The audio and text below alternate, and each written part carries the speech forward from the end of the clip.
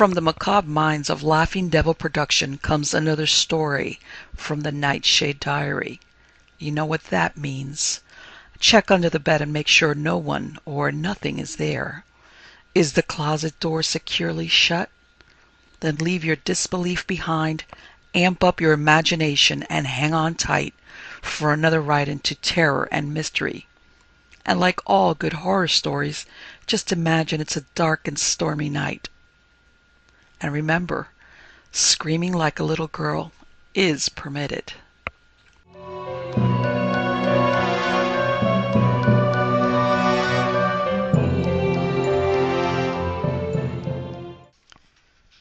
The Girl with the Beckoning Eyes by Bernhardt J. Hurwood.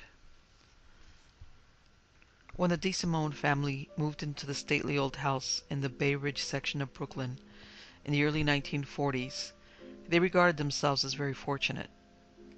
The place was large, light, and cheerful. The street on which it stood was broad and lined with gracious homes and tall shade trees. Probably the happiest member of the family was Peter DeSimone. As the oldest son, he had a room of his own and was not forced to share space with his two younger brothers, which he had done for so many years. He was a freshman at Brooklyn College, and he was still under draft age, so that meant he had a good year or so to go before he was called into military service. With a room of his own, he could study undisturbed when he felt like it. When the family first moved in, it was early spring, and Peter had no need to do any studying. He got along quite well with his brothers and sisters and his parents, and he spent little time alone in his room except when it was time to go to bed. At first he rarely shut the door and always left it open when he was out of the room. The DeSimones had been settled in the house for just about a month when the rest of the family noticed something strange about Peter. It wasn't anything big, but he began closing the door to his room and leaving it shut. At first, no one said anything to him. The DeSimones were people who believed in minding their own business, even among themselves, as long as no one else did anything to hurt anyone else. But then Peter's behavior became stranger still. Where he had been cheerful before, he began to grow moody and short-tempered. He snapped at everyone, and if the slightest thing displeased him, he would storm from wherever he happened to be at the time, go straight to his room, and slam the door shut behind him. There was another thing. He was no longer eating the way he had been in the past. His cheeks were noticeably more hollow, and there were deep, dark shadows under his eyes. Since he wouldn't tell anyone what was wrong, his mother finally put her foot down and made him go to the doctor. But there was nothing physically wrong with him. The doctor gave him a tonic to improve his appetite and assured Mrs. DeSimone that the only thing wrong with Peter was growing pains. He was passing from adolescence to adulthood, and he would soon snap out of it. But he did not. He grew more gaunt, more sensitive, and almost frighteningly depressed.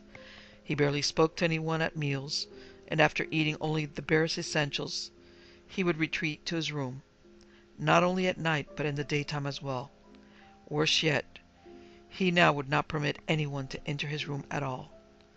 What might have happened if the situation had continued like this is anyone's guess. What did happen is a matter of record. On the first cool night of autumn, the DeSimones finished their dinner as usual and spent the evening doing all the ordinary things they always did on an average weeknight. By 11 o'clock, they had all gone to bed. How it happened no one knows for certain, but a gas leak in the cellar developed during the night and the entire family was overcome by fumes. The smell was so strong that a passing policeman on the beat noticed it, went to investigate. When he realized what was happening, he summoned police and fire department emergency units. The DeSimones were taken out on stretchers and given oxygen, and they all revived except for Peter and his oldest sister. Neither of them showed any signs of life, Nevertheless, they were both rushed to the hospital and administered shots of adrenaline directly to the heart, and by what could only be considered a miracle, they both recovered. Within days, the DeSimones found another place to live, this time a large apartment in another section of Brooklyn. Once more Peter had his own room, but unlike the house in Bay Ridge, in the apartment he behaved just as he always did in the past. He regained his appetite and went back to being his old self. When the family finally persuaded him to explain why he acted the way he did in the house, it was enough to make the blood run cold. There was no doubt about it. His room had been haunted. One evening, shortly after moving into the Bay Ridge house, Peter had gone to his room to look for something. While he was sitting at the desk going through the drawers, he heard a sound. Looking up, he was astonished to see a beautiful girl about his own age come out of the closet and smile at him. He rose up from his chair and was about to say something when she put her finger to her lips and nodded in the direction of the door. He understood at once. What would his family say if they saw him entertaining a strange girl in his bedroom? Winking in acknowledgement, he went over and closed the door. At the moment, he was of the opinion that she was a neighbor who had somehow found the secret means of entrance through the closet, and when he asked her about it, she only smiled cryptically and changed the subject. Well, he knew how girls were, and if she wanted to keep a little secret from him, that was all right. So they sat and talked well into the night. She refused to tell him her full name, saying only that she wanted him to call her Toddy. Another thing that impressed him was that she would not let him touch her, not even her fingertips. She said she had a phobia about being touched. And so began a strange and ultimately terrifying friendship. For though Peter thoroughly believed at first that Toddy was a flesh and blood girl, he soon came to realize that she was an apparition. But he fell in love with her anyway, and he could not bring himself to face the reality of it and confront her with a question that really burned so fiercely in his heart. Then, too, a gradual change came about in their relationship. It was as if she knew that he knew what she really was, even though it remained an unspoken truth that they shared. She became more demanding of his time, his presence. Although he longed to reach out to hold her in his arms, he somehow knew that if he did, she would disappear and never return. And then there was that pleading, beckoning look in her eyes. Finally, toward the end, the barriers began to break down.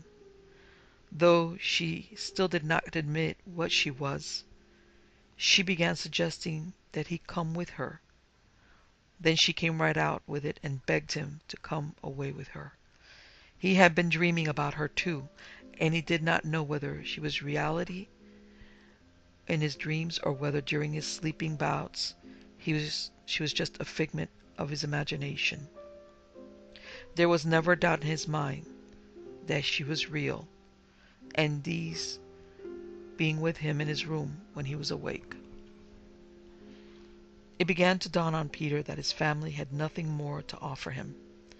School was a bore, and when he came to think of it, what did the future have to offer him? There was a war on. He would probably end up in the army soon and get killed on some foreign battlefield. If that happened, he might never see Toddy again. He couldn't bear the thought of losing her. Finally, he made up his mind. The next time she asked him, he would go. He could hardly wait, because he had reached his decision very suddenly one afternoon while doing some homework when everything seemed to be going wrong. That night after dinner when Toddy came, he was ready.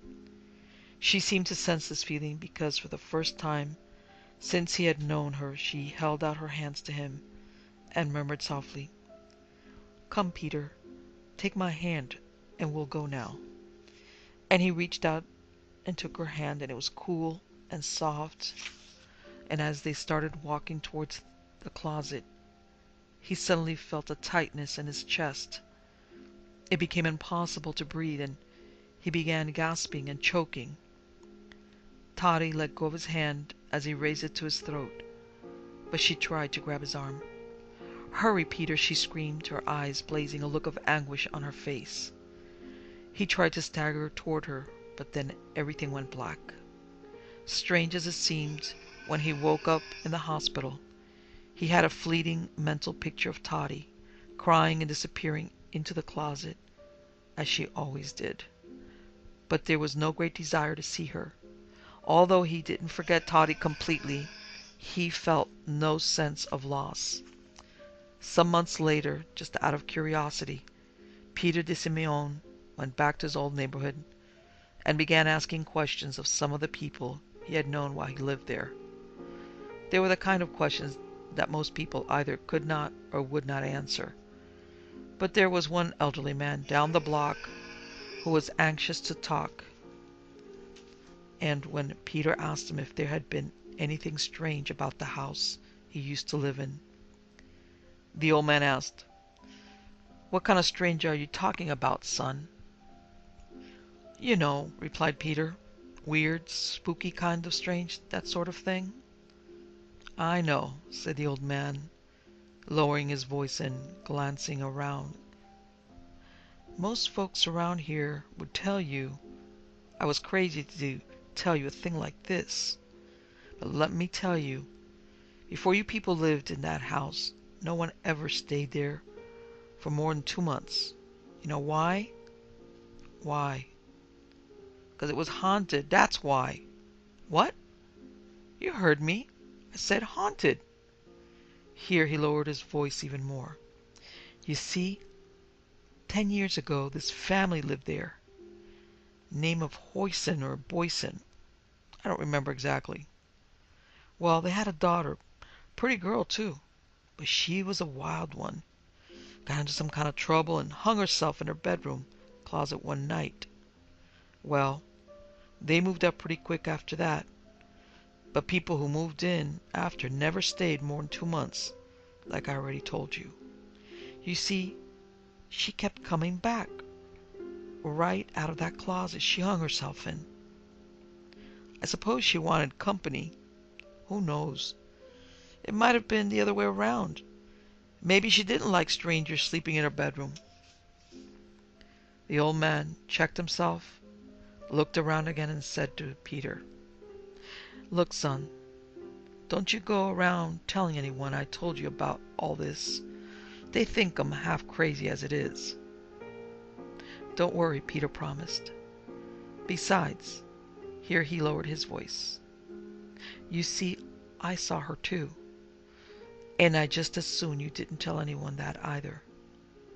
Before he went home again, Peter de Simeon took one last walk past the old house, and he wondered if he would ever see Toddy again. Then he looked at his watch. It was late, and he didn't want to be late for dinner.